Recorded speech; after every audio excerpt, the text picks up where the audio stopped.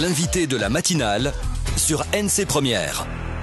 Et ce matin, nous avons le plaisir de recevoir Sonia Backès, la chef de file des Républicains calédoniens. Elle a annoncé la semaine dernière la création de son nouveau parti, première partie, avec les questions de Thierry Belmont. Bonjour Sonia Backès. Bonjour. C'est fait, les Républicains calédoniens s'installent dans le paysage politique ? Alors, c'est pas fait puisque nous avons notre congrès fondateur le 7 décembre prochain et c'est pas le parti politique de Sonia Backès. En fait, je l'ai annoncé moi à mes militants comme Philippe Blaise l'a fait au sien et les autres qui feront partie de ce parti politique. L'idée, c'est qu'on avait chacun, Isabelle Lafleur, Harold Martin, Didier Leroux, Simon Louécotte, Grégoire Bernu, Philippe Blaise et tous ceux qui composent les Républicains. On avait un parti et je crois que cette division des petits partis politiques agace les Calédoniens. Donc l'idée, c'est de regrouper. Ça veut dire que tous ces noms-là vont quitter leur mouvement pour rejoindre le parti politique qui sera créé ? C'est l'idée à terme. Donc là, le 7 décembre, nous avons la création de ce parti politique des Républicains calédoniens. Et ensuite, eh bien, effectivement, chacun se retrouvera à l'intérieur de ce mouvement. L'idée aussi, c'est de porter un projet de société en commun et un renouvellement de la classe politique. Avec d'autres noms également qui pourraient venir vous rejoindre ? On l'espère, bien sûr. Oui, comme qui, par exemple ? Ah bah écoutez, on aura l'occasion d'en reparler. Oui, Sonia Lagarde, qui a des petits problèmes en ce moment à la mairie de Nouméa, pourrait éventuellement rejoindre les Républicains calédoniens ? Alors, il y a dans les personnes qui vont constituer le bureau politique des Républicains calédoniens des personnes qui sont issues de la liste de Sonia Lagarde. C'est le cas de celui qui a été le suppléant d'Isabelle Lafleur, Marc Zézel, d'autres conseillers municipaux comme Valérie Larocque-Délé qui nous a rejoints. Et puis c'est vrai que au sein du conseil municipal, la manière dont Sonia Lagarde a été traitée par Philippe Gomès et son équipe ressemble très fortement à la manière dont Philippe Gomès gère le reste des institutions. C'est-à-dire qu'on voit bien que dans le mode de fonctionnement, il souhaite que les personnes soient soumises. Ça a été dit, je crois, sur vos ondes également par la maire de Nouméa, et que ce soit des shadow présidents du gouvernement, des shadow présidents de la province sud, et qu'ils fassent exactement ce que Philippe Gomès leur demande. Je crois que la maire de Nouméa a décidé de ne pas se mettre dans cette posture-là. Est-ce que vous aimeriez qu'elle vous rejoigne ? On n'a pas évoqué le sujet, pour être honnête. Je ne crois pas que Sonia Lagarde se soit jamais positionnée dans une posture politicienne. Elle a toujours refusé.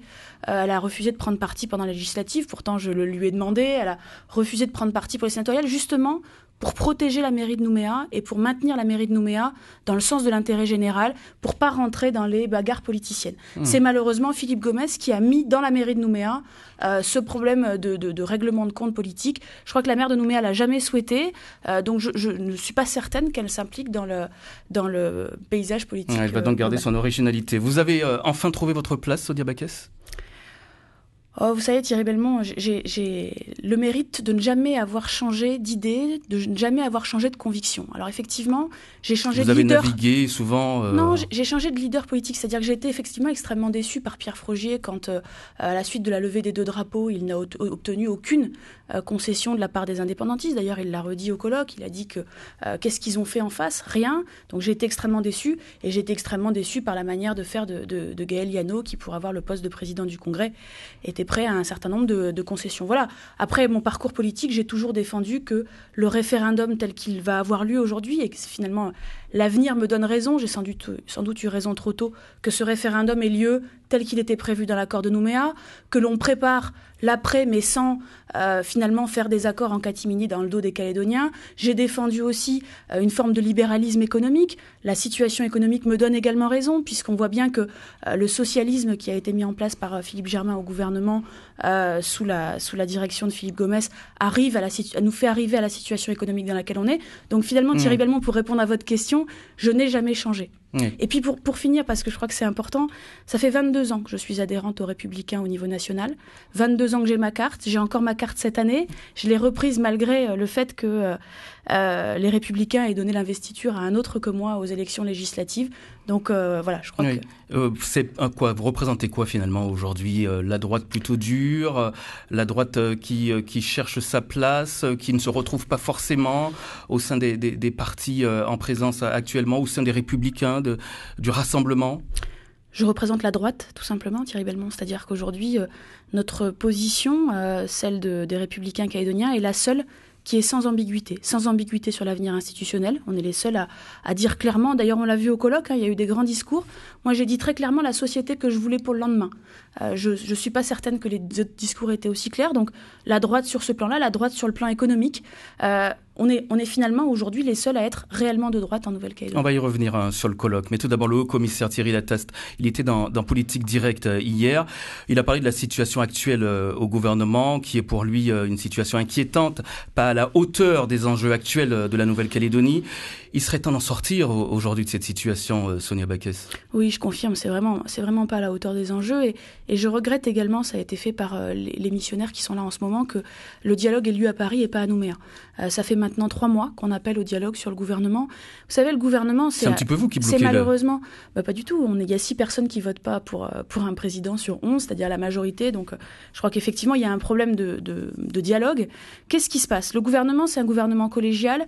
On est à 1 an du référendum. Il faut que ce gouvernement ne soit pas une zone de conflit. Que ce soit un gouvernement qui fasse que ce qui doit avancer avance. Si c'est le minimum, c'est le minimum. Mais qu'au moins, ce gouvernement-là fonctionne correctement. Pour ça, qu'est-ce qu'il faut ? Ça a été le cas dans tous les gouvernements collégiaux depuis 1998.